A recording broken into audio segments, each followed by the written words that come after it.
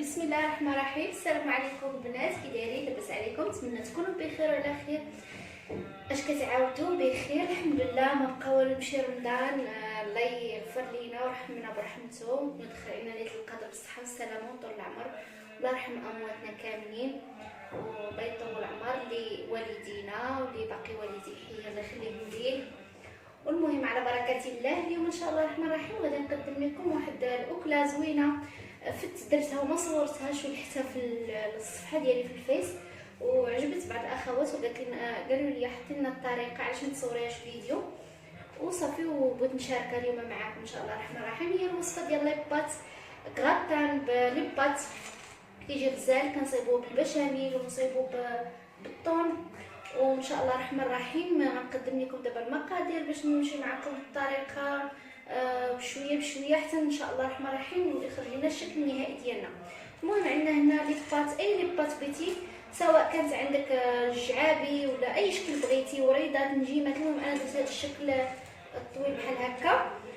مطيشه هنا راني جوج حبات مطيشه كبارات، شديتهم سلقتهم في الماء باش كتحيدي القشره ديالهم بسهوله. غنقطعها قدامكم شويه القزبر، جوج ديال الطون، جوج بط، وشويه الملحه وشويه الكوزه باش كتمكن لنا البشاميل ديالنا. وان شاء الله المقادير المتبقيه غنوريها لكم بالتفاصيل في كل فقره. بقاو معايا ان شاء الله. دابا غندوزو ان شاء الله الرحمن الرحيم الطريقه. دابا البنات غادي ندوزو ان شاء الله الرحمن الرحيم الطريقه كيفاش غنقطعوا كل شيء قدامكم.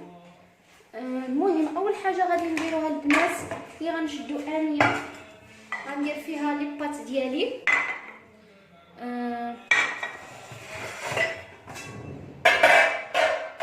ندير فيها لي بات مغسولين ونديرهم في الماء، نديرهم الماء بطبيعه الحال.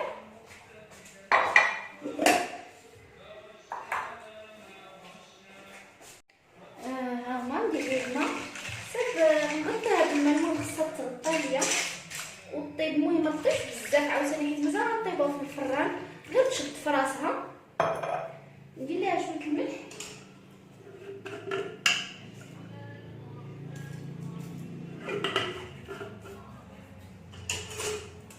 ندير شويه زيت الزيتون باش ما تلصقش ليا.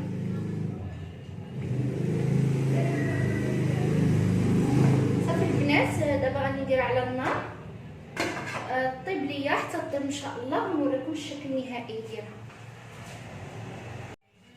دابا غادي ندوزو لاصوص، غنصايبو لاصوص قدامكم. غنقطع هذا شتي ملي كنسلقها في الماء كتحيديها القشر ديالها بسهوله، كتدخليها وسط الماء بارد صافي وكتجيك سلسه باش تقطعي على خاطرك ما تجيكش قاصحه، ما تشدكش بالوقت بزاف. باش نديرو الصلصه ديالنا اللي غادي نكووها بالزعتر. كي كتعرفوا الزعتر كيوالم هذا لاكغاتان ديالنا. كي كتعرفوا لاكغاتان كما كاين العاده كي كتقول لكم دعاء، هي عالم حتى هي. كاين لاكغاتان بالخضر، كاين لاكغاتان بالبيض، كاين لاكغاتان بهذا لي بات. وانا اليوم ان شاء الله الرحمن الرحيم ندير لكم بلي بات. عجبت واحد الصديقه ديالي قالت لي حطي لي مقادير وصافي وزعمات لي باش نديرها. انا الصراحه كنديرها بزاف في الفطور ديالي، وجبه صحيه مغذيه كي كتعرفوا فيها بروتينات. صافي صافي شتي بسهوله جاتني الصلصه ديالي. دابا غادي نديرها في الاني ديال الطهو باش ان شاء الله طيب على خاطرها.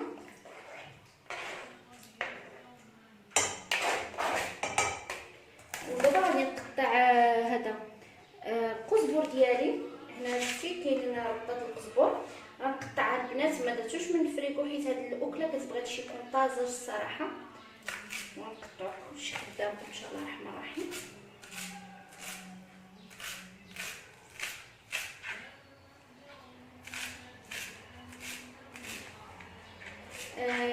وكيعرفتوا دابا انا لاهيت شويه مع حلويات العيد، باقي ما صورتهمش حيت ما بقيتش كنصور بزاف هاد الايامات، وكتعرفوا مع الخضر رمضان العيا بنادم الصراحه هذاك الجهد اللي كيكون عنده كيتقادى في دوك العشر الاواخر. هذا علاش ما بقيتش كنصور لكم الصراحه. وهذا ما كان ان شاء الله حتى يخرج رمضان ان شاء الله تستعدوا القوه ديالنا، وغادي ان شاء الله نبقى ندير لكم وصفات غزالي. الحمد لله الاكل ماشي غير في رمضان، ديما كنديروا الاكل واكل جميله ومتنوعه، ما نختصرش غير على رمضان فقط.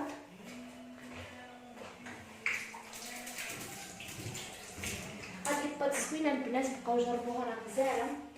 دابا غادي نجيب التوابل ديالي نديرهم. بسم الله. ندير تحميره،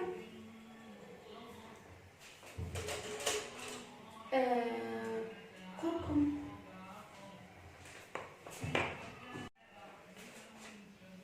سكينجبير،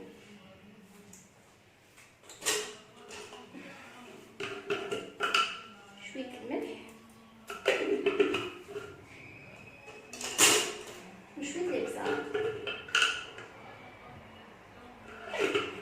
صافي هذه هي المقادير ديال الصلصه ديالنا. غادي نديرها فوق في النار حتى هي كطيب، وان شاء الله تسناوني في المرحله القادمه. كيف شفتوا البنات لي بات ديالنا طابوا ولا الصوص ديالنا ها هي طابت. دابا على بركه الله غادي نستفوا هذا الشيء، نستفوه في الطاوه ديالنا، المول ديالنا اللي غندخلوه للفران. بسم الله على بركه الله. ها هو شتي لا بغا درنا له طاب، ما نخلوش ثاني يطيب بزاف يهري باش ما يتعجنش، خلوه شاد في راسو. خشوا الفرشيط في هذا في لي باط وشوفوا الا دخل فيها الفرشيط ولا الموس راه عرفوا طاب.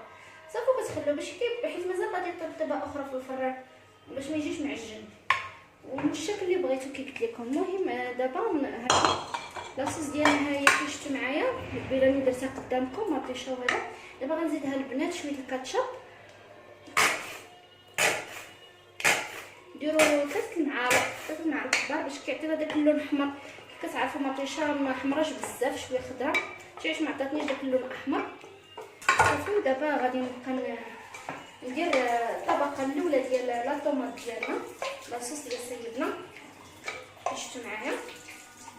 ندير غير شويه نخلي مازال غادي ندير الطبقه الاخرى، مديرش بزاف غير تشرب لينا هاد الطبقه الاولى ديال الغرتان هذا لا طوماط ديالنا.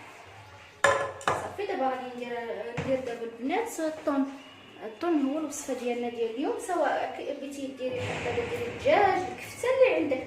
اليوم انا عندي غير الطون، فت درتها بالكفته وفت درتها بالدجاج.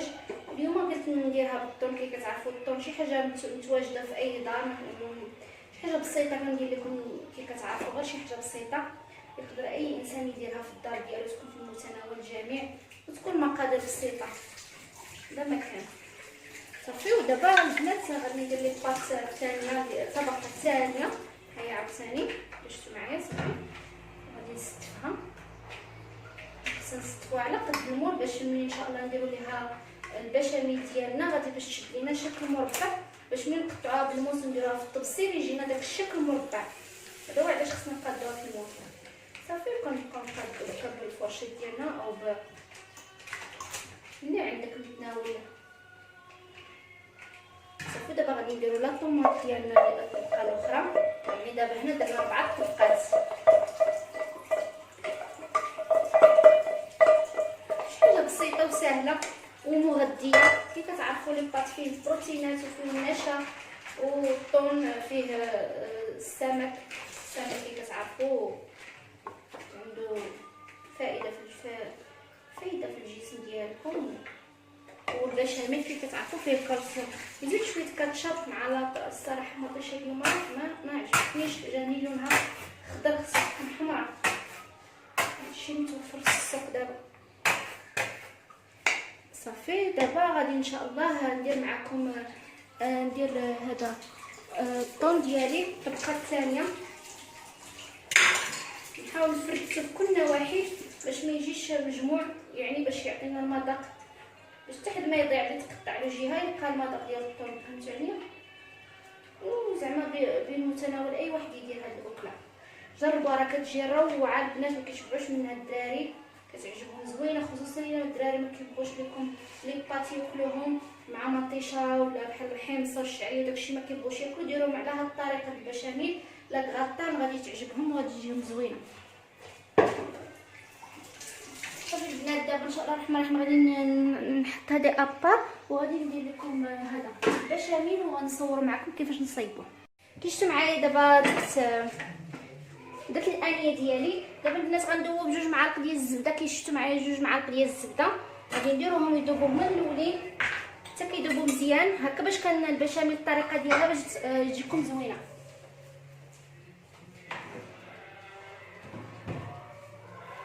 نخلوها تذوب مزيان.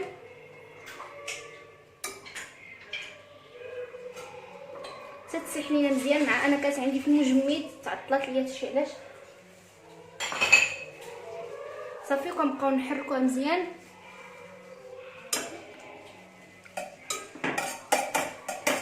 راه البشاميل كتقدري ديريه في جميع الاكل.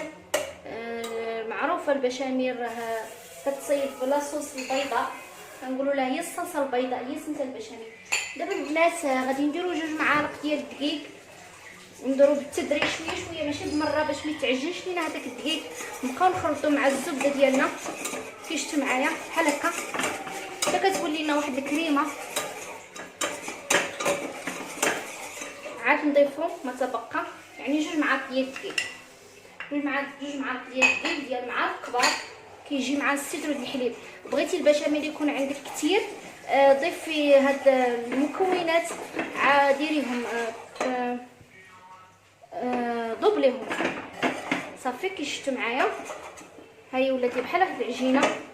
دابا غادي نضيف البنات بالتدريج الحليب شويه شويه وكنبقى نخلط هكا على نار هادئه بطبيعه الحال باش الدقيق ديالنا ما يتحركش. ونبقى نخلط حتى هاد الحبيبات كيذوبوا ليا. دابا البنات غنشد الكوزه. هذه الكوزه هي اللي كتخلي واحد المذاق زوين في البشاميل ديالنا. غادي نحكوها في الحكاكه. ما بغيتيش تكثريها ديري غير النص، ولا بغيتيها عزيزه عليك تعطيك واحد اللون زوين في البشاميل فيها كامله. دابا البنات غنضرب عليها واحد البيضه. حب بغيتو تستغناو عليها استغناو. انا كندير لها بيضه باش كتعطيني داك الصفوريه، باش كتعطينا داك اللون الاحمر في البشاميل ديالنا. صافي البنات كي شفتوا اختارت ليا. دابا غادي نضرب هذيك البيضه فيها مزيان باش كتعطينا داك اللون الاصفر. صافي دابا ان شاء الله الرحمن الرحيم غادي نديروها على لي بات ديالنا نحكو فوقها الفرماج وندخلوها للفران.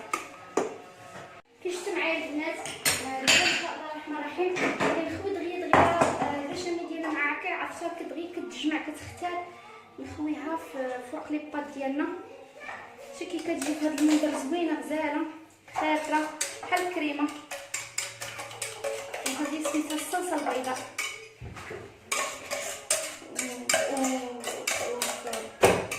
كيقولوا لها في الدول بشاميل. شي دغيا عطات ليا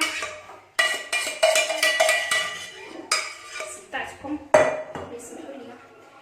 دابا غادي نحاول نسيحها في جميع الاطراف باش تعطيني واحد المنظر اللي ان شاء الله طيب ما تجيش بلاصه دايره وبلاصه لا. صافي ودابا البنات غنحك عليها الفرماج وغادي ندير لها شويه الزعتر وشويه الكوزه الا بغيتو، الا ما بغيتوش بلاش. وصافي وندخل الفران على درجه الحراره 180 درجه. نديروها الوسط نشعلوا عليها الفوق والتحت ونخلوها طيب وان شاء الله تسنانوش مع الشكل النهائي. شفتوا البنات هذا هو الشكل النهائي ديال الغراتان ديالنا. ها هو الطاب، وهادو مادلينات صيفين في الفطور مي ما كيكونش الوصفات ديالهم. الا بغيتو الوصفه وهذا والمقادير كتبوها لي في التعليق. كنظن الماضي ساهل، صيبته بالليمون. وهذا هو الكغاتان ديالنا باقي سخون، منين يبرد نقطعوه نقدموه في الطباسيل كيجي جديد وبزاف. ونتمنى البنات يعجبكم الفطور ديالي اليوم. وما تنساوش البنات ديروا لي لايك واشتراك وابونيو وتبارطاجيو هذا الفيديو مع الاصدقاء ديالكم، وما تحرمونيش من التعاليق ديالكم. وكنبغيكم ما تنساوش ان ام دعاء كتبغيكم بزاف، خليت لكم الراحه والسلام عليكم.